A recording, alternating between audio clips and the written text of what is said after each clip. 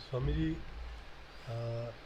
यानी इसमें जैसे आपने बोला भी, ये यानी सवाल पहले भी चल रहा था, अभी थोड़ा क्लियर हो गया आपके समझाने से। तो मेरा प्रश्न ये है कि जैसे एक वैज्ञानिक है, अगर वो आविष्कार करता है तो दूसरा एक वैज्ञानिक है तो उसकी रिस्पेक्ट करता है। बिल्कुल। ऐसे एक सूरमा है, हम्म। अगर उसके वो पैंतरे देखता है हम्म। तो दूसरा उसकी रिस्पेक्ट करेगा, चाहे वो उसका दुश्मन ही क्यों हम्म। नहीं। एक ये भी नीति है। बिल्कुल। तो एक यानी बुद्ध के समाज जो आपका एक बुद्धों का एक दुनिया है, हम्म। तो उसमें बहुत कम देखा जाता है भी, जहाँ तो उनके ढंग जैसे आपने बताया कि मेहर बाबा मौन हो गए, हम्म। जय कृष्ण मूर्ति की अपनी शैली थी, ओशो की अपनी शैली थी, धीरेन्द्र ब्रह्मचारी वो योग के मार्ग से गए। तो इसी यानी सिलसिले से एक तो यानी मेरा प्रश्न ये है कि आपके दृष्टिकोण से अभी वर्तमान जीवन में ऐसा कौन सा व्यक्ति है जो आप कह सकते हैं भी हाँ ठीक है, वो भी काम कर रहा है जैसे आप अपने ढंग से करें, तो वो भी एक काम कर रहा है, तो आपके मन में उसका सम्मान है।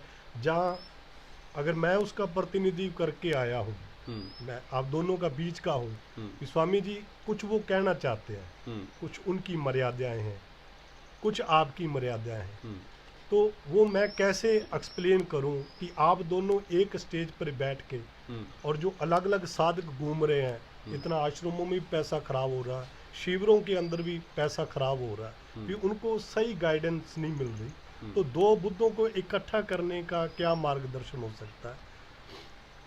देखिए, आपने जैसे प्रश्न पहले तो ये पूछा कि आपकी नज़र में और कौन कौन है जी वर्तमान में। जी सच बात है यार, यहाँ पे एक आके बड़ा कंफ्यूजन क्रिएट ये होता है कि मैं ना तो पढ़ता हूँ किसी को जी भाई, ना मैं मिला हूँ बहुतों को। जी जितने थोड़े बहुत मैंने नाम सुने या जिनके फोटो देखे या जिनके हमने वीडियो सुने, मुझे अभी तक कोई नज़र नहीं आया। बिल्कुल स्पष्ट बात कहें, चाहे उनको कितने भी लोग बुद्ध मानते हों, मुझे नज़र नहीं आया, तो मैं अपनी सहमति नहीं कर सकता। अगर कोई नज़र आएगा तो निश्चित मेरी सहमति होगी। जैसे मेरी बहुतों से, मैं जाहिद भाई के प्रति कहता हूँ सहमति है मेरी, ऐसा मेरी कोई लड़ाई नहीं, कोई भी बुद्ध होगा मेरी लड़ाई नहीं। मैं एक छोटी सी बात कहता हूँ, ये लड़की बैठी है आपके सामने, मैं कह रहा हूँ पूरे अधिकार के साथ इसके अनुभव सुने जा सकते। ये लड़की स्नेहा, ये गद्दी पे बैठने का अधिकारी है मेरी, ये बोल सकती।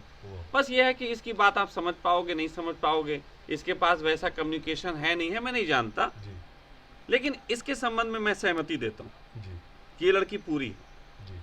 मैं गोपाल के संबंध में सहमति देता हूँ कि ये व्यक्ति बहुत हद तक कुछ है, लेकिन पूरा इसको नहीं कहता, अभी भी बताऊं नहीं कहता, क्योंकि एक चीज पे अभी गोपाल ने चीज है कि गोपाल बह जाते हैं, उस बहने को भी कंट्रोल नहीं कर पाए, उस बहने को भी कंट्रोल नहीं कर पाए, और वो एक खास चीज के बाद बहते हैं। अगर वो दिन में किसी वक्त भी बह जाएं तो मैं गोपाल को उपाधि दे दूंगा बुद्धत्व की, लेकिन गोपाल एक खास सिचुएशन में, एक खास द्रव्य के सेवन में, उसके बाद इनमें एक्टिव होता है तो बहुत गहराइयां हैं, लेकिन वो बुद्धत्व एक्टिव नहीं होता, वो और शक्तियां इनका माध्यम बना के इनको एक्टिव करती हैं। वहां पे गोपाल थोड़ी देर के लिए तिरोहित हो जाते हैं, और मैं गोपाल के साथ काम कर रहा हूँ। मैं चाहता हूँ कि गोपाल इसके बगैर भी किसी वक्त भी हो जाए, भले वो माँ बहन की गालियां देने लगे, किसी वक्त भी बिना दारू के भी देने लगे, मैं मोहर लगा दूंगा उस दिन, क्योंकि जिसको बुद्धत्व घटता है ना, उसको हर क्षण का घटता, किसी खास क्षण का नहीं घटता, किसी खास सोच के बात नहीं घटता, किसी खास एक्सरसाइज या किसी चीज के सेवन या किसी चीज को करने के बाद बुद्धत्व नहीं घटता। वो 24 घंटे, जो सोवे सो सुन्न में, जो जागे तो राम, वो हर वक्त, वो सोते उठते जागते हर वक्त होगा, उसका एक्टिव रहेगा खेल। तो ये इसके संबंध में मैं कह रहा हूं, मैं ऐसी बात नहीं है कि कह नहीं सकता, मैं कह सकता हूं, मैं और लोगों से भी कह सकता हूं कि तुम्हारे पास अगर कोई लोग होते हो तो उनको उठाओ, जागो। मैं खुद आज कह रहा हूं इस चीज को, कल से कह रहा हूं, मैं कई लोगों से कहा, और आज भी कहा, सुबह भी कहा, अभी भी कह रहा हूं, सबके सामने कह रहा हूं, अब तो मंच पे कह रहा हूं कि ये लड़की है, पूरे अनुभव से है। हाँ, अब इसकी अपनी शैली होगी, वो किस ढंग से बात कहती है, आपको समझ में आती है नहीं आती है, वो आपको ध्यान बताती नहीं बताती, वो क्या बताती वो मुझे नहीं पता, मैं कहूँगा भी नहीं, लेकिन मेरी इससे सहमति, कोई लड़ाई नहीं। अगर ये मेरे बारे में भी गलत बोल दे तब भी कोई लड़ाई नहीं, अगर जाहिद बेग मेरे बारे में कुछ गलत बोलते तब भी कोई लड़ाई नहीं, लेकिन ऐसा मैंने देखा वो कभी बोलते ही नहीं। वो आज तक इतने समय बहुत चीज़ें उनकी अंतर विरोध से हो सकती हैं, मैं वो करता हूँ जो वो नहीं करते, लेकिन हमारी कोई लड़ाइयाँ नहीं हैं। तो आपने पूछा कि ओशो या किसी भी इस जगत में आप जितने भी लोग दिखाई देते हैं उसमें कौन, मैं ओशो जगत में एक व्यक्ति का नाम ले सकता हूँ, उसको मैंने थोड़ा देखा है, मैं उससे मिला भी हूँ और मैंने उसके सहमति लगाई। ओशो के एक सन्यासी हैं जो बागेश्वर में रहा करते थे, है ना, स्वामी योग चिन्मय करके उनका है, तो वो अब कहाँ हैं, शायद मैंने सुनने में आया था लास्ट टाइम कि वो जो थे वो उधर साइड में है, कहीं गोवा साइड में। वो मैं सहमति लगाता हूँ, वो पूरे सहमति लगाता हूँ। अगर वो मेरे साथ कुछ संवाद करना चाहें और कुछ करना चाहें तो मुझे कोई आपत्ति नहीं होगी किसी तरीके की। वो कहें मैं यहाँ बैठा हूँ, वो कहें तू हट, बात नहीं कह पा रहा, मैं हट जाऊँगा, वो कह लें, मुझे कोई आपत्ति नहीं होगी जी। तो दूसरा स्वामी, जैसे अभी आपसे बहुत कुछ सीखा, यानी कुछ दूर से देखने का एक अलग होता है भी, जो यानी तकरीबन मैं अपने आप को सौभाग्यशाली समझूंगा भी, एक तथाकथित में भी मैं रहा बचपन से, और उसके बाद ओशो का ये सनंद और ये सब कुछ भी एक आपकी कृपा ही है भी। उन चीज़ों को मैं हटा के सीधा मैं एंट्री करता हूँ जैसा भी मैं हूँ, है ना। तो उसमें यानी कुछ टाइम पहले मैं हिमांशु जी के टच में आया, जो अभी वर्तमान में है। तो एक ये भी उन्हीं का प्रसाद है, मैं आप तक पहुँच पाया।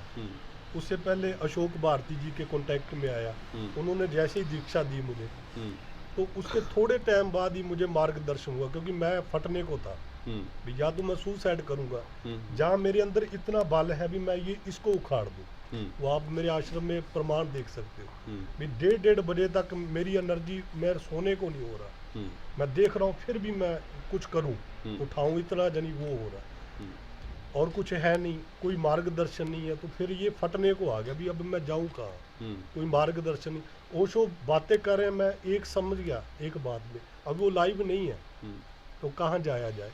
तो उनका जानी मेरा ये था भी, उनका प्यार भी मुझे मिला, बिल्कुल मिला, कृपा से आप। मैं आप थोड़ा आज अशोक भारती पे और आपने जो हिमांशु जी का नाम लिया, उन पे बात करना चाहूँगा जी। आज तक हिमांशु जी पे मैं कभी नहीं बोला जी सर। मैं कई लोगों को जानता हूँ जो हिमांशु जी को प्रेम करते हैं। असल में एक और बात समझनी पड़ेगी, बुद्धत्व थोड़ी सी डिफरेंट चीज़ है, बुद्धत्व थोड़ी दूसरी चीज़। बुद्धत्व ठहराव है, बुद्धत्व ऊर्जा नहीं। बुद्धत्व कोई ऐसी चीज़ नहीं है जिसे 24 घंटे जो है आप ऊर्जा के रूप में, एनर्जी के रूप में देखो। जैसे अशोक भारती जी से मैं बात करता हूँ, जो ओशो के साथ रहे, जो वो गाना ना गाते, मैं एक बात तो गारंटी से कहता हूँ कि उस आदमी को कुछ भी नहीं हुआ, गारंटी से कहता हूँ उस आदमी को कुछ भी नहीं हुआ। आप में से जितनी भी लोग हैं अपने तरीके से उनको देख सुन सकते हैं, क्योंकि आप ओशो के प्रेम में हैं और इसलिए उनको प्रेम कर लेते हैं कि भाई ओशो के साथ रहे। और एक वो उन्होंने गाना गाया था बड़ा अच्छा सा, मैं भी कभी कभी गाता हूँ, है ना, कि वो अंधों की बस्ती में वो इस तरीके से गाना गाया था, इमोशन हम टच कर। हाँ, तो अशोक भारती जी मुझे कभी भी नहीं, उनके मैंने वीडियो भी 1-2 बार मेरे आमने सामने से गुजरे और फोटो भी उनके मैंने देखे। अशोक भारती जी को कुछ नहीं हुआ, ये मैं बिल्कुल लिख के दे सकता हूँ। हिमांशु जी वो प्यारे हैं, वो अच्छे हैं, उनको कुछ हुआ है, लेकिन उनको भी एक चीज़ थोड़ी सी कहूँगा, जैसे क्या होता है, कुछ लोग नृत्य करते हैं, कुछ लोग नृत्य करते हैं, 3 आयाम बताए जाते हैं। कहा जाता है कि विज्ञान, कला और धर्म, विज्ञान, कला और धर्म। विज्ञान जो है वो एक ऐसी स्थिति है जिसमें आप अपने दिमाग से चीज़ों को समझ सकते हैं, विज्ञान से आप चीज़ों को समझ सकते हैं, जगत में किसी चीज़ को विस्तार दे सकते हैं सहयोग के रूप में, जैसे साइकिल से मोटरसाइकिल बना दिया और सब चीज़ें कर दिया। इसी से आप चीज़ों को समझना शुरू कर सकते हैं कि मेरा जीवन क्या, क्यों। इसलिए जो वैज्ञानिक टाइप के लोग होते हैं, इनके चिंतन थोड़े अपने जीवन पे भी उठते हैं, इसलिए बहुत से वैज्ञानिक अतीत की तरफ बढ़ते हैं। तो इंसान के कई डायमेंशन हैं कि मैं कहाँ से आया। दूसरा एक ऊर्जा डायमेंशन है, तो बहुत से वैज्ञानिक ऊर्जा पे काम करते हैं। बहुत से वैज्ञानिक ये काम करते हैं फ्यूचर पे, जब वो होंगे भी नहीं, वो सोचते हैं सूरज जो है 60,000 करोड़ साल बाद नष्ट हो जाएगा, तब हम कहाँ जाएंगे। अरे इतना लंबा सोचने की क्या जरूरत, तुम्हारा तो कुछ है भी नहीं उसमें औकात। लेकिन फिर भी विज्ञान के कई ढंग हैं जिन्होंने मनुष्य को चिंतन दिया, लेकिन जैसे ही चिंतन की तरफ बढ़े उन्हें पता आया ये चिंतन केवल दिमागी खोखला हो जाता है और कहीं भी ऐसा नहीं बन पाता कि जो प्लेजर के रूप में उतरे। तो ऐसे में सेकंड अवस्था की बात है जिसमें कला आती है। विज्ञान के बाद कला का सम्मान। तो कलाओं में कई रंग हैं। नृत्य एक कला है, कुछ लोग पेंटिंग करते हैं, कला है। ये सब चीज़ें कलाएं हैं। कलाओं से क्या होता है, आप सब में से जहाँ तक है यूट्यूब ज़्यादातर देखते होंगे तो एक कोक स्टूडियो करके आता है। आप में से कितने लोगों ने कोक स्टूडियो वगैरह देखा है? लगभग सभी लोग कोक स्टूडियो वगैरह सुनते हैं। कोक स्टूडियो में एक गाना आता है जिसमें आबिदा परवीन और नुसरत फतेह का वो बेटा, क्या नाम है उसका, राहत फतेह है ना। तो उन दोनों का एक गाना है जिसमें वो दोनों मिलके गा रहे हैं, छाप तिलक सब छीन लीनी मुझसे नैना लड़ाई के। तो मैं लोगों को दिखाता हूं कि ये वीडियो देखो, ये वीडियो देखो। इन वीडियो में दो बातें हैं। नुसरत फतेह अली खान का जो बेटा है वो राहत फतेह, वो जो गा रहा है तो वो धीरे धीरे अपने सारे चक्रों को इकट्ठा करके फिर एक स्वर दे रहा है जो आप तक पहुंचे और आपके शरीर में कई जगहों पे चोट करे। क्योंकि जब एक व्यक्ति अपने सातों चक्रों से बोलता है, जागृत व्यक्ति एक जब बोलता है तो उसके सातों चक्रों की उसमें मिलावट होती है, उसमें स्वाद उसका होता है। तो जिस व्यक्ति के जिस तल पे वो रुका होता है उसी तत्व पे चोट करता है। मैं जब बात बोलता हूँ, कई लोग कहते हैं छाती पे लगती, कई लोग कहते हैं मैं दिमाग को हिला देती है, कई लोग ये कहते हैं स्वामी जी अजीब सा आपकी बात सुन के गुदगुदी कंपन सा होता है। अलग अलग, किसी को लगता है द्वेष, किसी को लगता है आपके खिलाफ खड़ा हो जाऊं। तो अलग अलग चक्रों पे चोट करता है। तो राहत फतेह है उसमें पूरा वो अभ्यास करता है, तेरे बिना वो जो भी मतलब करके अपना अभ्यास करके अपनी ऊर्जाओं को जगा के, जैसा कि गुरु लोग सिखाते हैं कि अपनी पूरी ऊर्जाओं को जगाओ और फिर स्वर निकालो, इसे स्वरों का अभ्यास करना कहते हैं। लेकिन आबिदा परवीन जब कहती है तो किसी भी तरीके से वो नहीं कहती, मतलब वो आबिदा परवीन बस पेश कर देती। और राहत फतेह अली को मैं अभी साधक की उपाधि दूंगा और आबिदा परवीन को सिद्ध की उपाधि दूंगा। आबिदा परवीन पूरी है। अगर आप लोग मुझसे पूछते हो एनलाइटेड कौन, तो मैं एक आबिदा परवीन पे भी इस मोहर लगाता हूँ कि आबिदा परवीन पूरी है। वो गाना ही गाती है लेकिन उस तल पे पहुंच गई है जहां बहुत सहज गाती, बहता है, उससे बहता है। तो ये कला का भी मार्ग है कि जब कला के माध्यम से लोग पहुंचे हैं। तो ऐसे ही हिमांशु जी की बात मैं कहूँगा, हिमांशु जी भी नृत्य में उतरे। भाई उनका मैंने एक आध बार नृत्य वगैरह का थोड़ा सा देखा, एक दो लोगों ने मुझे भेज दिया तो मैंने थोड़ा सा देखा। तो वो नृत्य वगैरह अपने करते हैं और उनको अपने तरीके से बेहतर करते हैं। मैं ज़्यादा नृत्य का ज्ञान नहीं रखता हूँ, लेकिन उनको देख के अच्छा लगता है कि एक अच्छे ढंग से वो नृत्य करते हैं। उनको देख के अगर उनके पास कोई साधक होगा तो वो साधक को समझाने के लिए अपनी शैली में उसको नृत्य सिखाना चाहेंगे। उसको अब एक नृत्य जब करते हैं तो उनको एक संयमित भोजन लेना पड़ता है, संयमित भोजन सिखाएंगे।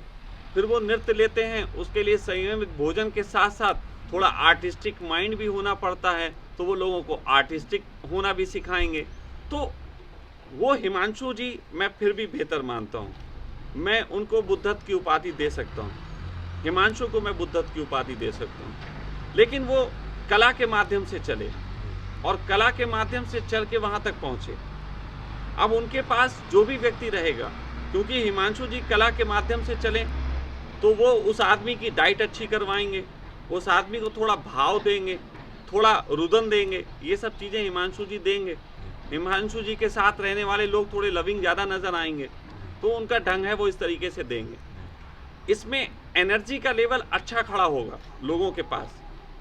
लेकिन एनर्जी के लेवल पे जो व्यक्ति रुक जाएंगे वो हिमांशु जी को नहीं समझ सकते। और हिमांशु जी की मजबूरी ये है कि वो उनको स्टार्ट में एनर्जी लेवल ही समझाएंगे।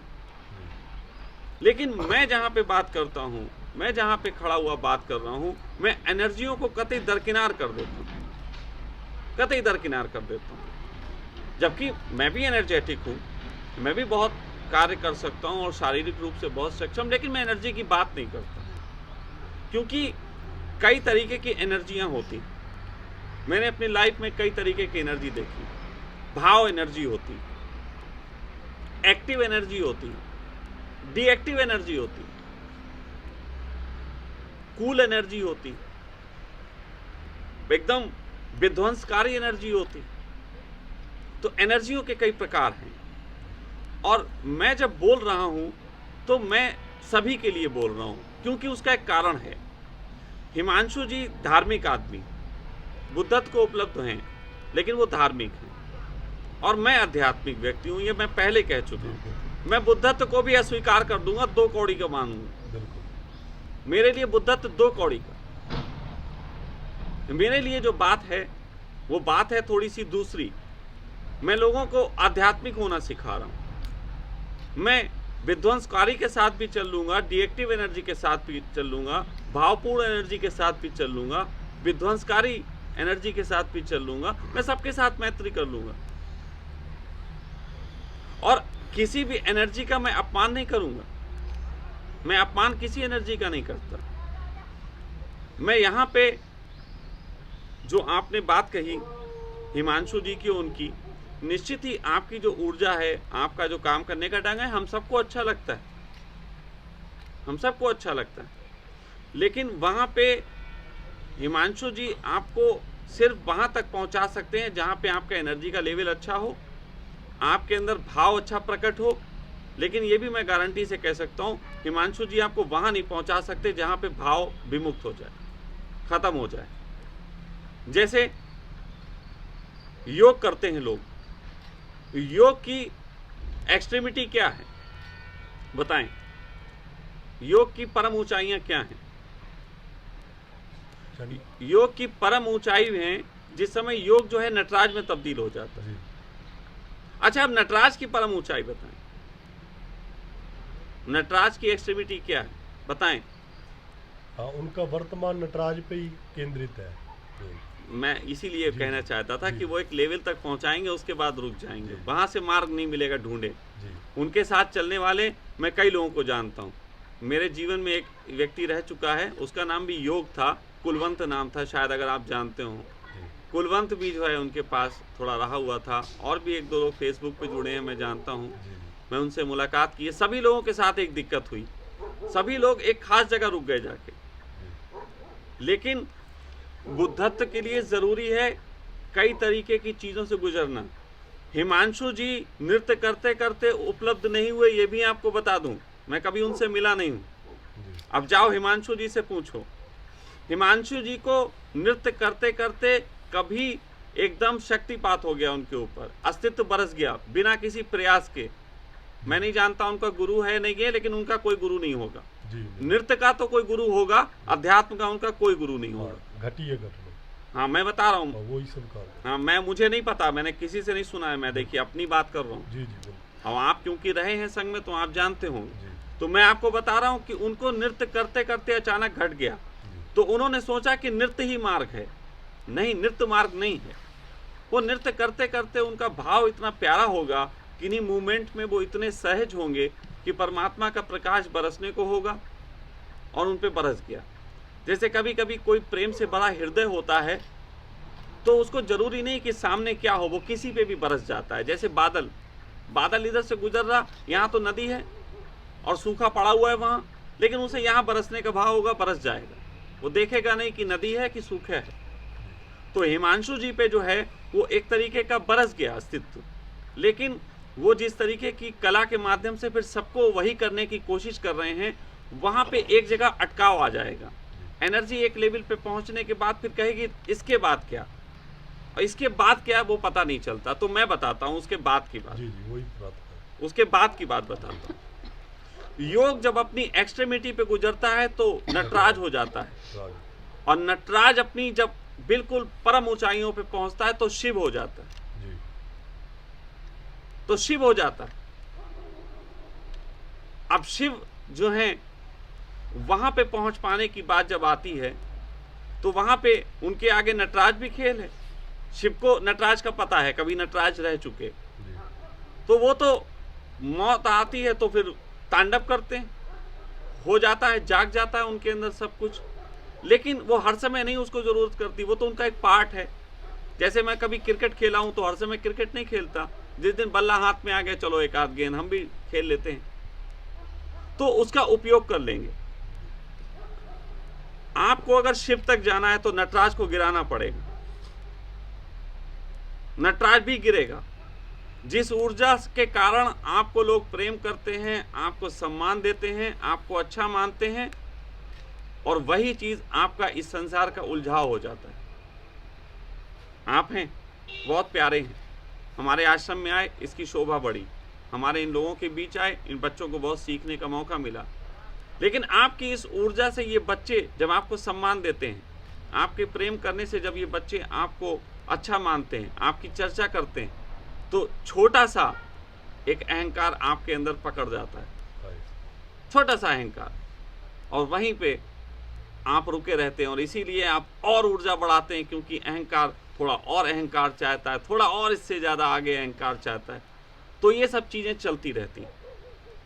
लेकिन आपको अगर अभी ऐसा हो जाए राइट नाउ कि आप बीमार पड़ जाएं, आपका शरीर थोड़ा सा जर्जर हो जाए, ऊर्जा का लेवल कम हो जाए, तो आप ये बात सोच के बेचैन हो जाएंगे। मैं ये कह रहा हूँ ना कि अगर आप बीमार हो जाएं, थोड़ी ऊर्जा कम हो जाए, आपसे काम ना किया जाए, आपको किसी से ऐसे कहना पड़े भैया वो डब्बू उठा दो, थोड़ा सा पानी दे दो भैया, मुझे उठाया नहीं जा रहा, आप ये सोचो और सोच के घबराहट पैदा हो जाएगी, क्योंकि आपके मस्तिष्क में ऊर्जा के संबंध में इतनी गहरी बातें उठा दी गई, इतनी गहरी बात बैठ गई कि ऊर्जा से आगे, ऊर्जा की बिल्कुल मरी हुई अवस्था को आप स्वीकार नहीं कर सकते। कॉन्फिडेंस लेवल जो यस, तो आप वहाँ ऊर्जा ताकत, आप तो चाहेंगे कि आप मरते वक्त भी अपना काम खुद करते हो, आपकी यही आकांक्षा होगा अगर मौत भी आ जाए तो मैं उस वक्त भी फावड़ा लेके काम कर रहा हूँ। लेकिन आप अगर स्वस्थ चलोगे तो एक दिन तो टूटेगा सब कुछ, उसकी तैयारी कैसे करोगे?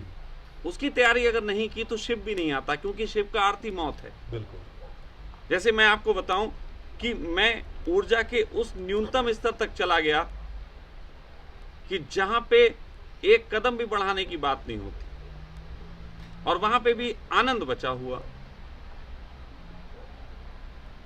अगर मेरे पास बिल्कुल भी ऊर्जा ना रहे, बिल्कुल इतनी रत्ती भर भी, तो मेरे मुंह से इतना तो मैं बोल ही सकता हूं, मैं इतना तो मुंह हिला ही सकता हूं।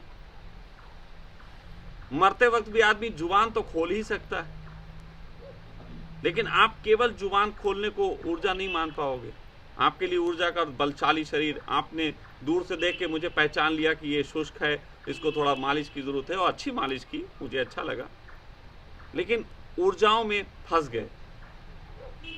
शंकर तक पहुंचने के लिए आपको उस विरक्ति से गुजरना पड़ेगा, जिस विरक्ति में आपको शरीर की ऊर्जाओं का भी सम्मान खो देना। विरक्ति क्या है? एक संसार के प्रति विरक्ति होती है, एक संसार के प्रति विरक्ति होती कि मैं अभी तक काम करता था, मैं अभी तक संसार में अपनी पत्नी बच्चों के लिए कमा के देता था, मैं सोचता था इनसे प्रेम मिलेगा, लेकिन उनसे वो कुछ भी नहीं मिला, कोई रिस्पांस नहीं मिला, तो संसार में जो हम काम करते थे उसके प्रति मन विरक्त हो गया। लेकिन आपको स्वास्थ्य के प्रति विरक्ति की जरूरत है आगे की यात्रा के लिए। यहां से शिव तक की यात्रा के लिए स्वास्थ्य से विरक्ति की आवश्यकता है, माधुर्य से विरक्ति की आवश्यकता है, आपको आवश्यकता है कला से विरक्ति की। इन सब चीजों से भी जब आप विरक्त होगे तब आपके आगे का द्वार खुलेगा। समझ का स्तर पूरा है तो बातें तो सब जानते हैं, आपका समझ का स्तर पूरा है, आप मुझे बुद्धि से समझ सकते हो, आप मुझे सुन के बहुत पीड़ा और सब थोड़ा बहुत अनुभव कर सकते हो, लेकिन अभी उस चीज के स्वाद को नहीं तक पाया जहां पे आप कहते होती हो पीड़ा, होती हो में क्या लेना देना। वो मुझे कठिन लगता है यही। देखिए मैं आपको एक घटना सुनाता हूँ जाहिद भाई और मेरे की भी। देखो दो पूरे व्यक्तियों का संवाद कैसे होता है। मैं अपना घर छोड़ के एक स्त्री के साथ एक गांव में रहता था, एक झोपड़ी में रहता था। जाहिर भाई वहां से 2 किलोमीटर दूर एक गांव में रहते थे। एक दिन सुबह जाहिद भाई मेरे पास पहुंचते हैं और वो तो महाफकीर भाई मैं तो फकीर हो चुका था, वो मुझसे भी बड़े फकीर फाइनेंशियल वाली बात पे। तो एक दिन मुझे जो है वो कहने लगे, मेरे पास पहुंचे सुबह सुबह और कहने लगे कि मुझे जो है 450 रुपये की ज़रूरत है, मैं कुछ बाज़ार लेने जाना है सामान। पत्नी ने बोला तो मेरे पास जो है वो पैसे नहीं हैं, तो मुझे आपका विचार आया तो मैं आपसे 450 रुपये लेने आया। अब उनका सीधा यह था, यार 450 रुपये दो। मैं तो बहुत अच्छे शब्दों में बता रहा, उन्होंने सीधा कहा यार 450 रुपये दो। अब मेरे पास 4.5 रुपये नहीं, मैं इस जेब में हाथ डालूं खाली, उस जेब में डालूं खाली, दिमाग से जिस जेब में हाथ डालूं सब खाली। तभी वो लड़की जो मेरे साथ रहती थी वो अंदर से निकली, तो मैंने उसको देखा, मैंने कहा, सपना नाम था उसका, मैंने कहा सपना तूने कुंडल बड़े अच्छे पहने हुए। वो कुंडल उसने अपने माँ के घर से ही उसको मिले होंगे, कभी मैंने देखे नहीं, लेकिन उस दिन मुझे वो जेब दिख गई। मैंने कहा कुंडल बड़े प्यारे हैं, तो उसने भी कुछ नहीं सोचा, ऐसे करके कुंडल उतारे और मेरे हाथ में रख दिए। मैंने वो कुंडल जाहिद भाई के हाथ में रख दिए। अच्छा, आप होते तो क्या करते? अगर मैं अभी आपको पैसों की जरूरत हो और मैं दिव्या का जेवर कोई लेके आपके हाथ में रखूं, आप क्या करोगे? आप क्या करोगे? मैं रो पड़ूंगा। आप रो पड़ोगे? हाँ। बेचने नहीं जा पाओगे? नहीं जा पाओगे। लेकिन जाहिद भाई ने क्या किया वो सुन लो, इसीलिए तो मैं उन्हें पूरा कहता हूँ, इसीलिए मैं आपको अधूरा कह रहा हूँ। जाहिद भाई ने अपना कुंडल चले गए, वो लेके चले गए। वो कुछ नहीं कि किसका है क्या है, कुछ नहीं, वो लेके चले गए और अपना शाम को लौटे। बोले वो 850 रुपये का बिका था, मेरी जरूरत थी 450, मैंने ले लिए 400, तुम पकड़ो। ये भी नहीं कि 450 से उन्होंने 500 लिए, उन्होंने 450 ही लिए। ये भी नहीं कि 850 मिल गए तो 850 मार दो, उन्होंने अपने रखे और चले गए। ये होता है बुद्ध। बुद्ध के पास सिर्फ वर्तमान होता है, वर्तमान की जरूरत होती है, उस जरूरत के लिए प्रयास होता है, उस प्रयास से जो भी हो रहा हो वो हो रहा हो, मुझे कोई लेना देना नहीं, वो करता है। उसके लिए स्वामी जी मेरा आगे मार्गदर्शन मेरे लिए। इसीलिए मैंने कहा आपको आवश्यकता है ऊर्जाओं से विरक्ति की। किसी दिन ऐसा भी करो कि लेट जाओ यहाँ पे और भूल जाओ तुम्हारे अंदर ताकत है। स्मरण करो तुम्हारे अंदर कुछ भी ना बचा, स्मरण करो कि कुछ भी नहीं। किसी दिन ऐसा भी करो कि तुमने बहुत आश्रमों को सजाया होगा, किसी दिन मेरे आश्रम में ऐसा करो कि वहाँ पे वो गंदगी पड़ी हुई है और तुम उठ के साफ भी नहीं कर रहे, पड़ी है तो पड़ी है। देखो बहुत उल्टी बात कह रहा हूँ आपको, दूसरों को नहीं कहूँगा, दूसरों को कहूँगा साले देखो साफ पड़ी, लेकिन तुमसे कह रहा हूँ कि किसी दिन पड़ी है तो पड़ी है। किसी दिन कहीं कोई, जैसे आज आपने बड़ा अच्छा रास्ता बनाया वहाँ पे सफाई करके और वहाँ पे पेंट करके कि इधर से गाड़ी आती है, रास्ता है, किसी दिन होता है कर रहा हो, कोई कर रहा हो, क्या लेना देना। थोड़ा सा आपको जो आप जिन बातों को महान मानते हैं अपनी, क्योंकि हर व्यक्ति को अपनी महानता का पता होता है और उसकी महानता ही उसकी रुकावट होती है। ये भी मैं आपको बताऊं, अगर मैं किसी से पूछूं कि तुम्हारी कमजोरी क्या है तो वो व्यक्ति नहीं बता पाएगा। हम उससे पूछे तुम्हारी महानता क्या, वो तुरंत बता देता है। और हर व्यक्ति की महानता ही उसके कार्य में उसकी सबसे बड़ी रुकावट है, उसके लक्ष्य में उसकी सबसे बड़ी रुकावट है। जैसे मेरी महानता सत्य बोल देने की मेरे कार्य में सबसे बड़ी रुकावट है। मेरा नग्न सच कह देने का साहस ही मेरे कार्य की रुकावट है, मुझे पता है। मैं अपनी बात इसलिए मिसाल के रूप में दे रहा हूं। मेरा कार्य क्या है, मेरे कार्य में रुकावट क्या है। मेरे वीडियो सुन के लोग घबराते, पहुंच नहीं पाते।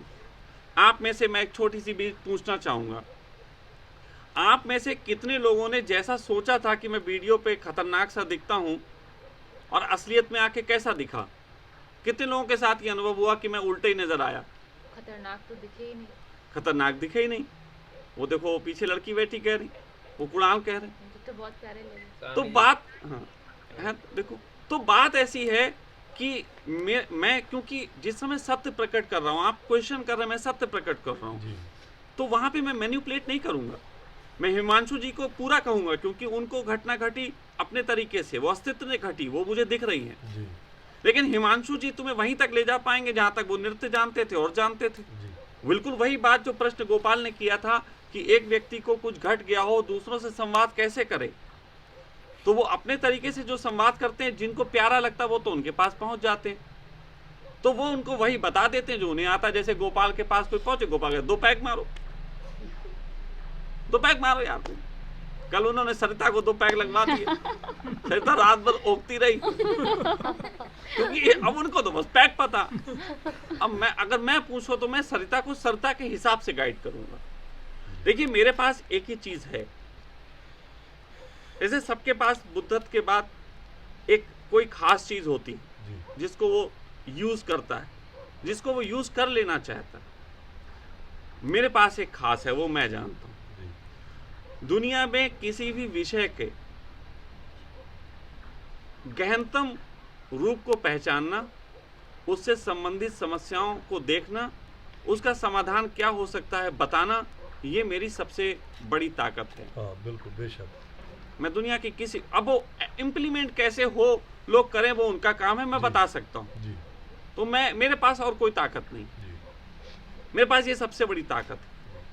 तो इसी के ऊपर स्वामी जी मेरा दूसरा क्वेश्चन है, जैसे आपने अभी भी, क्योंकि जो विराट है वो उतना ही सहज होता है। एक प्रवचन में मैंने आपका सुना था लाइव में, भी लोग कहते हैं बुद्ध बहुत स्पेशल होगा, तो वो साधारण से भी असाधारण हो जाता है। जैसे भी मैं आज 2 दिन से देख रहा हूँ अपना, भी वही चीज़ मैंने उनमें देखी। जैसे अभी आपने थोड़ा टाइम पहले गोपाल भाई जी के सवाल पे आपने बोला भी अगर वो जिसको आप जानते थे चैतन्य जी जो ओशो के सन्यासी हैं, उनको क्योंकि आपने थोड़ा टाइम जिया है जहाँ आप नहीं, मैंने नहीं जिया, बस एक मुलाकात हुई थी 15 मिनट की बस। जी। तो आपने अभी बहुत बहुत विराट हृदय से बोला भी अगर मुझे नीचे बैठना पड़ता तो मैं बैठ सकता हूँ, वो मेरी कुर्सी पे बैठ सकता है। तो ऐसे ही यानी जितना मैंने अनुभव किया, 46 दिन हिमांशु जी मेरे पास रहे आके, है ना, मेरे अंदर की जो पीड़ा थी वो खुद चल के आए। मेरी जो प्रार्थना थी अंदर भी मैं चल के नहीं जाऊंगा, मैंने जो करना था कर दिया। अभी अगर होगा तो मैं यहीं से प्रार्थना करूंगा, मेरा भाव होगा। तो वो आए, उन्होंने मेरी पीड़ा हरी। एक दिन के लिए भी कैपेसिटी नहीं थी, 46 दिन मेरे पास रहे, सब तोड़ा, ये जटाएं मेरी उतारी, जो भी मैं बिल्कुल वो जो आप समझ सकते, मैं समझता हूँ वो तो क्या सारा मेरा शांत किया उन्होंने। फिर शरीर मेरा सेट किया, सब रुगन था क्योंकि अपना ख्याल ही नहीं किया। तो उसके बाद मुझे पूरा कॉन्फिडेंस दिया उन्होंने कि मैं तेरे साथ हूँ, भी जितने जन्म पिछले अब आगे मैं अब तेरा कोई भी नहीं थे, मैं हूँ, तेरी माँ भी मैं, तेरा बाप भी मैं। बेहोशों का जो सन्यासी है वो मेरा बड़ा बेटा है। तो वो मैंने सुना था, मगर मेरे पास मैं खुद प्रमाण हूँ, मेरे को उसने घर आगे गले लगाया। तो मैं ये चाहता भी पहला स्टेप जो आपने बोला भी अशोक भारती जी, मैंने 4 ओशो के 4 दीक्षा ली, ओशोधारा से भी ली और भी लिया ली, मगर उसके बाद चौथा जो मेरा आया भी, मैं पीड़ा में था भी, कुछ तो रिलीफ मिले। तो चंडीगढ़ में अशोक भारती जी का था, तो उनमें मुझे थोड़ी सी झलक मिली, तो वो हुआ। उसके 10 दिन बाद ही मुझे मैसेज आ गया।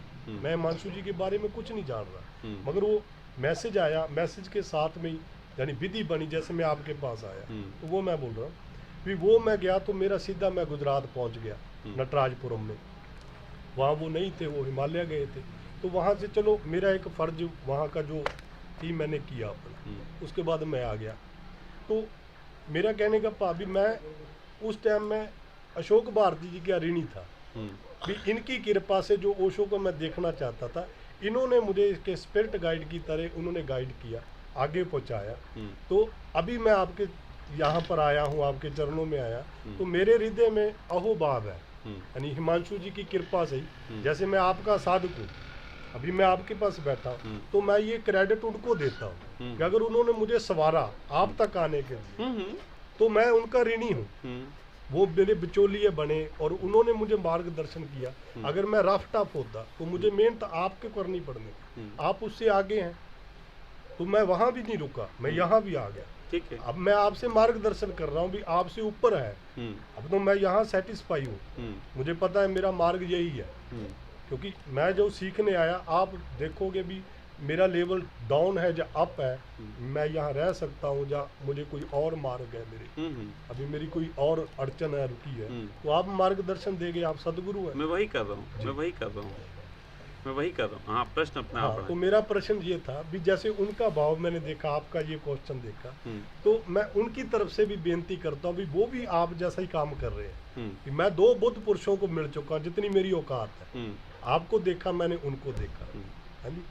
तो यानी उनका भी, उनकी तरफ से मेरे अंदर प्रश्न उठ रहा है, जो उनके सन्यासी जो आपने बोला हाँ, कि कुछ बोल नहीं पाते, किनके पास शब्द नहीं है, चलो मैं कुछ ना कुछ जोड़ बाड़ के आपको बोल रहा हूँ, मैं समझ रहा कि हूँ। तुतली भाषा है चाहे मेरी, तो उनके भी यही है करुणा। कोई प्रेम फकीरे वर्गे अभी भी घूम रहे हैं, मगर वो सूटे में लगे हैं जैसे घूमने में लगे।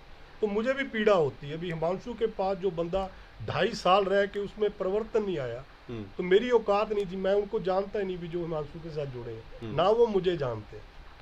मेरे पास आए, उसके बाद उनका टॉपिक खत्म, वो क्या कर रहे हैं, मैं क्या कर रहा हूँ, हमारा 3 साल से कोई बात नहीं है ना मैं चर्चा करता हूँ वो क्या कर रहे हैं क्या नहीं। तो मेरा कहने के बाद भी मैं उनकी तरफ से, जहाँ जो साधक है, जैसे आपके पास बैठे हैं, कुछ हो सकता है उनके पास चले जाएं, कोई पूर्णानंद के पास चले जाओ, ब्रह्मदान के पास चले जाए, जाते हैं लोग, है ना, क्योंकि ये पढ़ाइयाँ हैं जनी कोई कहा नहीं सेटिस्फाइड होगा, तो मैं उनकी तरफ से अभी यानी एक प्रेम से आपसे निवेदन करता हूँ कि उनके पास जो सन्यासी बैठे हैं, जहाँ हिमांशु जी खुद, मैं उनका प्रतिनिधित्व करके आपसे प्रार्थना करता हूँ, क्योंकि वो करुणा बस लगे हुए, अगर मैं उनकी तरफ से पूछूं भी वो जहाँ पर काम कर रहे हैं, वो आपने बता दिया, मेरे बोलने से पहले आपने बता दिया, इसमें कोई प्रमाण नहीं है, सब साक्षी है भी। अगर उनकी तरफ से मैं प्रश्न करूं भी, धर्म के रास्ते पे, अध्यात्म के रास्ते पे जितनी किसी की सामर्थ्य है, सब लगे हुए हैं, करुणा आपके अंदर भी है,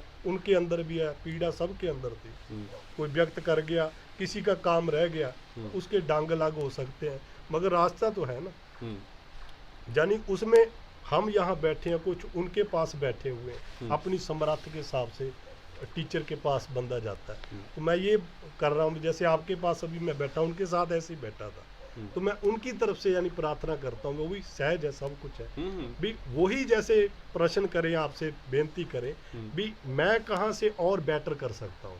मैंने आपको बताया जी, देखिए एक बात तो पक्की है जी, और एक शेर में कई बार कहता हूँ कि सितारों के आगे जहाँ और भी हैं, जी, मंजिलों के अभी निशान और भी हैं। जी, बुद्धत्व ही अंतिम अवस्था नहीं है, ये भी बता दूं। जी, जी, बुद्धत्व ही अंतिम अवस्था नहीं है, बुद्धत्व के बाद बोधिसत्व एक अवस्था। हाँ, ये नई बात सुनी। बुद्धत्व के बाद एक अवस्था है बोधिसत्व, बोधिसत्व के बाद एक अवस्था है जिसको विशुद्ध अवस्था कहते हैं, जी, वो महाकरुणा है। एक करुणा तो ये है कि आपको कुछ हो जाए जिनको हम देखते हैं, जी, एक करुणा ये है कि आपको बुद्धत्व भी मिल जाए, लेकिन एक करुणा ये है कि आप मेरे प्रति प्रेम से भरे, और यदि कभी ऐसा हुआ कि मेरा शरीर नहीं रहा तो आफ्टर डेथ भी मैं आपके काम आ सकूं, ये भी एक करुणा है। जी, यहाँ तक कि आप भी मर जाओ, ओहो, दूसरा जन्म लो, तब भी मैं आपके काम आ सकूं, ये भी एक करुणा है। जी, तो एक क्लासेस हैं। जी, मैं, आपने जो प्रश्न पूछा कि अगर आप हिमांशु जी पूछे कि मैं और ऐसा क्या करूं कि इन साधकों के लिए उपयोगी हो, बिल्कुल, बिल्कुल, तो मैं उनसे ये कहूंगा कि पहले तो लोगों को रईस बनाना सिखाएं, जैसे आपको सिखाया। जी, रईस का मतलब शारीरिक स्वास्थ्य, जी, दूसरों के प्रति समझ, दूसरों के प्रति मैत्री भाव, जगत के प्रति थोड़ा सा कल्याण के भाव से भरो। जी, पहले तो ये सिखाएं, जी, और दूसरा सिखाएं कल्याण अल्याण कुछ नहीं होता, श्वास श्वास की सबकी माँ को चुट जाती है। और उसी को खंडन कर दे। जी, पहले मैं महल बनाऊंगा फिर तोड़ दूं, अच्छा, और जब तोड़ूंगा तब एक घटना आगे की घटेगी। जी, वो यहाँ पे अभी शायद नहीं कर पाते हैं, जैसे कि काली को प्रेम करते थे, हाँ, प्रतिमा वो तोड़ने की, प्रतिमा तोड़ने की हिम्मत ना आ पाई। वो काम तोतापुरी ने किया, तोतापुरी ने कुछ विशेष काम नहीं किया, उन्होंने कहा यार प्रतिमा बहुत अच्छी तेरी, हाँ, हाँ, काली से प्रेम तेरा महान, काली के प्रति तेरे भाव उससे ऊंचे भाव नहीं हो सकते, जी, लेकिन यही तो रुकावट, आपकी भी रुकावट भाई। जी, जितना आपने अच्छे तरीके से अपने को निर्माण कर लिया है, आपकी वही रुकावट हो गई। जी अब इसको टूटने ना देने पे ही आपका सारा जोर है, जी और अगर मेरे पास रहे तो मैं इसको तोड़ देने पे जोर दूंगा। हाँ, बस जी मैं तो तोड़ दूंगा इसको कतई। हाँ, तो मैं इसी का यही प्रमाण, मुझे खुशी हाँ। इसी बात की है भी उन्होंने मुझे आपके पास रेफर कर देखिए दिया। उन्होंने किया कि नहीं किया, असल में ऊर्जा अपना मार्ग खोज लेती है। अच्छा जी एक बूंद नाली खोज लेती, जी। बूंद सीधे सागर नहीं खोजती, जी नाली खोजती, नाली नदी खोज लेती, जी नदी सागर खोज लेती, सब एक दूसरे से मिलके चले। अशोक भारती के पास आप गए, अशोक भारती कुछ नहीं, ये तो मैं कह ही चुका हूँ, उससे मैं पीछे भी नहीं हटूंगा। मैं इतना कह सकता हूँ कि आपकी यात्रा होनी थी, इसलिए अशोक भारती आपके लिए माध्यम बन गए। माध्यम बन गए। बस इतना कह सकता हूँ कि आपके हृदय में एक ललक थी कि किसी का स्तन मिल जाए तो मैं पी लूं, जी तो उस वक्त आप उनके स्तन पे चिपट गए जी और आपने अपने तरीके से निचोड़ भी लिया। जी जैसे कि सुअर होता है, सुअर के बच्चे होते हैं, जी। ये मैं आपको एक नई जानकारी दे रहा हूँ। जी सुअर होता है तो सुअर के बच्चे बहुत सारे होते हैं, 10-10, 12-12। तो सुअर के नीचे का जो हिस्सा होता है उसमें कहीं स्तन नहीं होते, जब पहली बार वो माँ बनता है तो स्तन नहीं होते। तो सुअर के बच्चे जहाँ पे भी मुंह मारते हैं उसको खींचते हैं और वो स्तन जैसा हो जाता है। ओह, तो सुअर के बच्चे वो अपना स्तन निर्माण कर लेते हैं जी और उससे वो दूध पी लेते हैं। और कई बार कुछ ऐसे अंश को भी निर्माण कर लेते हैं जिसमें होता कुछ नहीं, कि चूसनी होती है और वो उसको ही चूसते रहते हैं और लगता है कि हम दूध पी लिए, क्योंकि उनके बच्चे 5 होंगे, 6 होंगे, कोई पता नहीं। जी सुअर के बच्चों की लिमिट नहीं है कि इतने होंगे, जी इस वजह से उसके कितने स्तन होने चाहिए इसकी भी लिमिट नहीं, जी तो कम ज़्यादा भी हो जाते हैं। तो फिलहाल उसी तरीके से आपने अशोक भारती से स्तन चूस लिया, अपना काम कर लिया, उनको पता भी नहीं कि उनके स्तन से कहाँ क्या हो गया, आपने निपट लिया, आपने सुअर की तरह इस्तेमाल कर लिया उनको।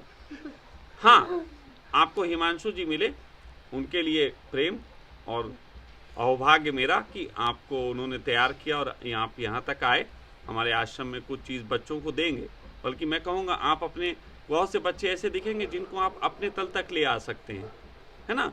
जैसे मैं आपको आपके कहने से पहले कह दूं, मैंने आज शाम को ही कह दिया था कि कल मैं स्वामी जी से मसाज कराऊंगा। जी दिन में कल सेशन यही होगा, मसाज सेशन, मेरा जिसमें होगा। आप मेरी फुल बॉडी मसाज करेंगे जी। और सारे बच्चे बैठ के देखेंगे जी। और मैं तो मज़ा लूँगा और आप अपनी बातों से लोगों को शरीर के ज्ञान के बारे में कि कैसे क्या किस पार्ट के साथ कैसा उपयोग करना चाहिए ये आप सिखाएंगे, जी ताकि थोड़ी सी नॉलेज दूसरों को भी मिले। जी क्योंकि साधक को पहले शरीर साधना ही सिखाया जाता है, जी जब शरीर साथ लेता है उसके बाद की उसकी व्यर्थता जो है सिखाई जाती है। जी तो वहाँ तक आप उनको ला सकते हैं, ऐसा कई लोग होंगे जो आपसे सीखेंगे।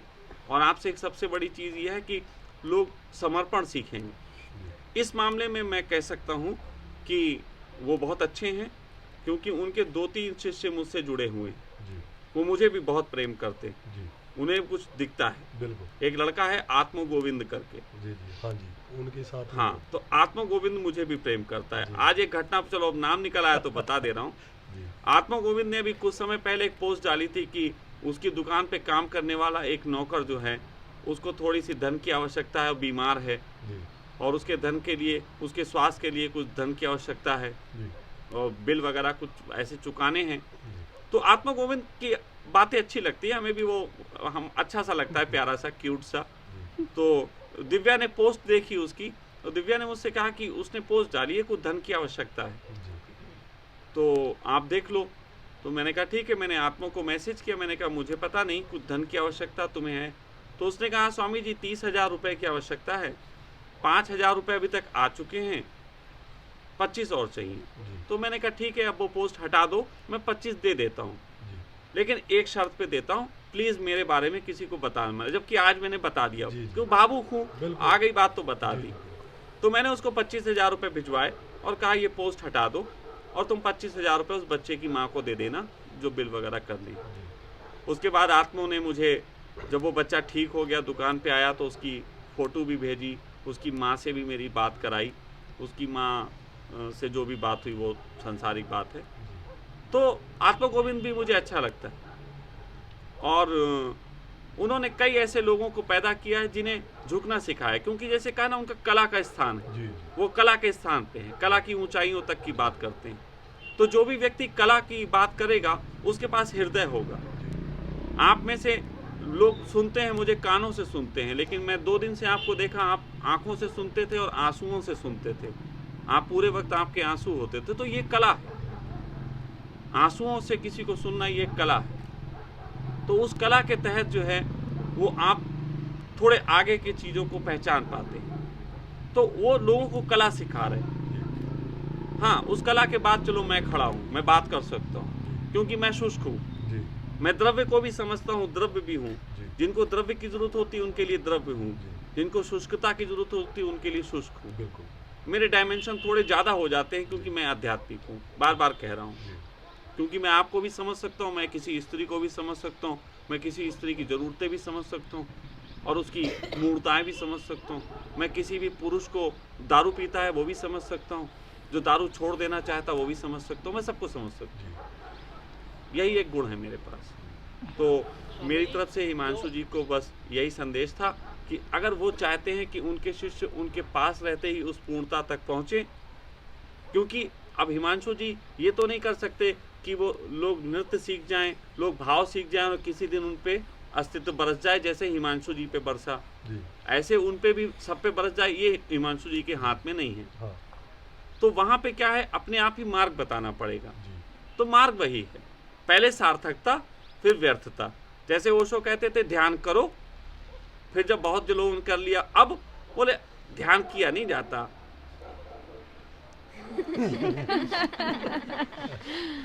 तो उसी तरीके से पहले सार्थकता बतानी है, पहले कहना है कि मैं ब्रह्म हूँ, मुझ तक पहुँच जाओ।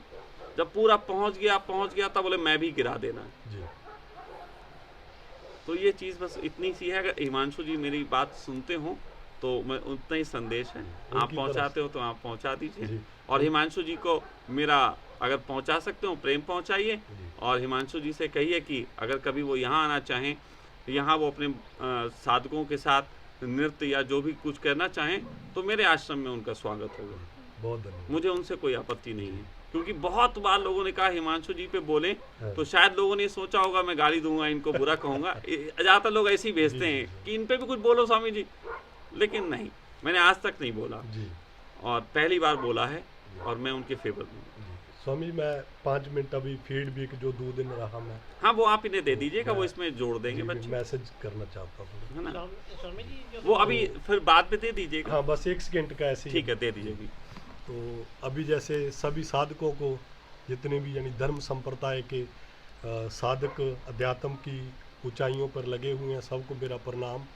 और स्वामी सखा जी को मेरा कोटि कोटि प्रणाम। और कुछ समय पहले हिमांशु जी उनके भी सनिंदे में रहा, तो मुझे आज बहुत सौभाग्यशालियों की 2 बुद्ध पुरुषों की जो बात, उनके मिलन की जो बात, आज एक बहुत सौभाग्यशाली दिन होगा भी। जैसे वो आपका वेलकम करते हैं और वैसे ही आपने उनका वेलकम किया। मुझे पता नहीं उनका, मैं उसका साक्षी हूँ। अच्छा। तो क्योंकि उनके सभी साधक कुछ नहीं पहुँच सके, कुछ गृहस्थी हैं, तो सब जो भी एक मैं पहुँच चुका हूँ, मैं फ्री हूँ। तो मुझे आज बहुत अंदर से खुशी हो रही है, क्योंकि डर भी लगता है, क्योंकि कोई भी बंदा आपसे जाएगा उनके पास डरेगा, कोई ओशो का आता है। तो मैं और किसी की बात नहीं कर, जिसको मैंने जिया है, आपको मैंने पिया है 2 दिन से, तो सभी प्यारे बंदे, इनकी कोई मिसाल नहीं है। एक एक बंदा यानी पूजनीक है सभी।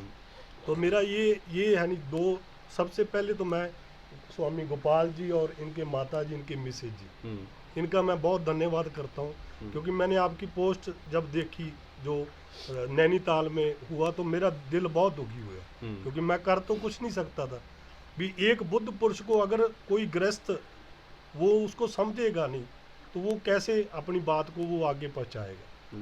तो उसमें मुझे सौभाग्य प्राप्त हुआ भी। अभी आपने स्टार्टिंग किया इसको, इतना खूबसूरत नज़ारा है हिमालय का। तो स्वामी गोपाल जी को, उनकी पूरी फैमिली को तो आपके समर्पण है। तो मैं कोटि कोटि नमन करता हूँ सभी साधकों की तरफ से, इन्होंने आपको अवसर दिया।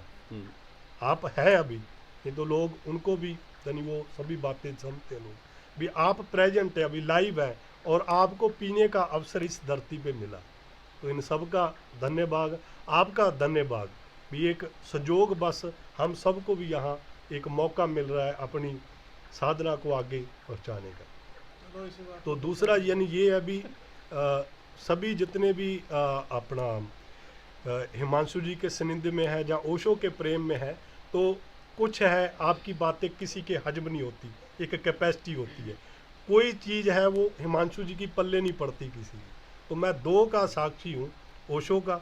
ओशो के साथ गुरदयाल सिंह मेरे मामा जी हैं, तो मुझे वो भी एक खुशी होती है भी, जैसे वो उनके साथ स्तंभ के साथ खड़े थे, तो मैं आज दो बुद्ध पुरुषों की सेवा में खड़ा, तो मैं उसको भी खुशी महसूस करता हूँ।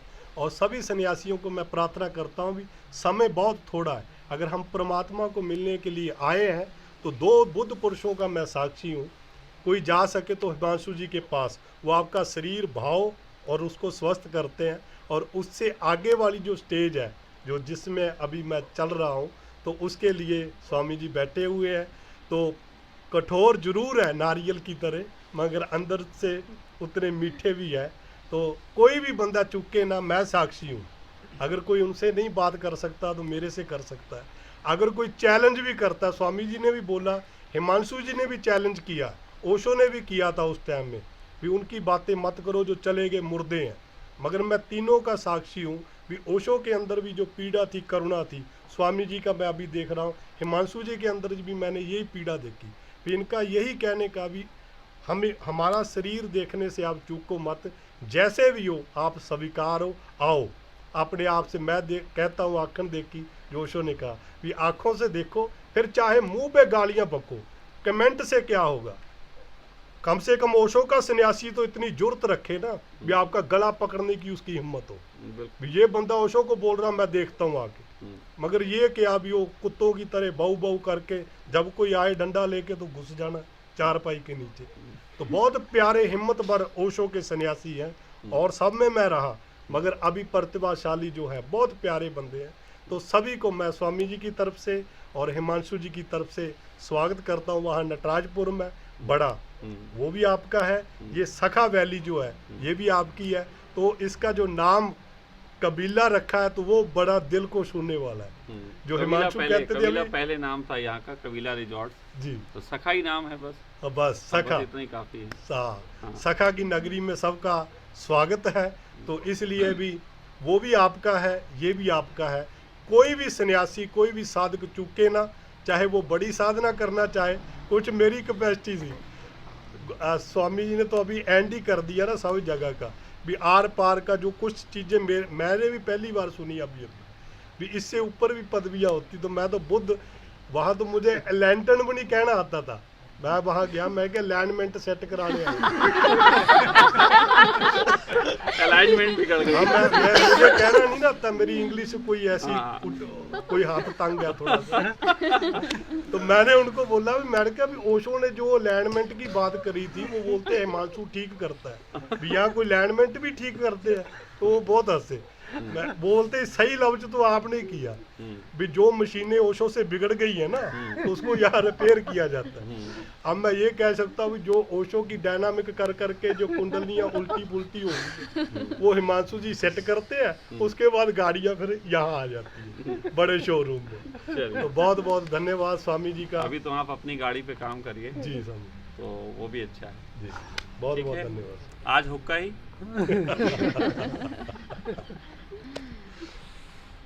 और किसी कोई बात हो तो करते हैं, नहीं आगे बढ़े।